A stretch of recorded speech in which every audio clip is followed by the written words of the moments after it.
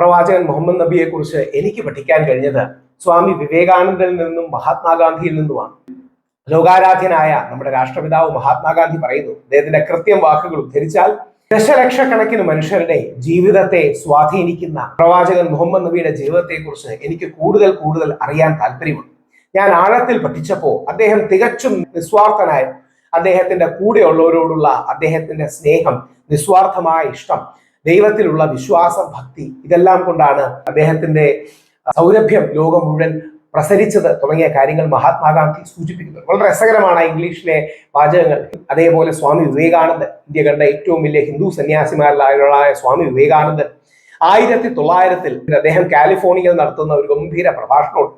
ലോക ചരിത്രത്തിലെ പ്രധാന 4 വിശ്വഗുരുക്കന്മാർ, കൃഷ്ണൻ, ഭഗവാൻ ബുദ്ധൻ, യേശുക്രിസ്തു, പ്രവാചകൻ മുഹമ്മദ്, അങ്ങനെയാണ് വിവേകാനന്ദൻ പരിചയപ്പെടുന്നത്. എന്നിട്ട് മനുഷ്യ സാഹോദര്യത്തിന്റെ മഹാപ്രവാചകനാണ്, സമത്വത്തിന്റെ മഹാപ്രവാചകനാണ് എന്ന് പ്രവാചകൻ മുഹമ്മദ് നബിയെ സ്വാമി വിവേകാനന്ദൻ വിശേഷിപ്പിക്കുന്നു. മൈക്കൽ ഹാർട്ടിനെ പോലുള്ളവർ പറയുന്നത് ലോക ചരിത്രത്തിൽ കഴിഞ്ഞ 3000 വർഷങ്ങളിൽ ഏറ്റവും സ്വാധീനം ചെലുത്തിയ വ്യക്തിയാണ്. A person who is supremely successful in the religious and secular fields.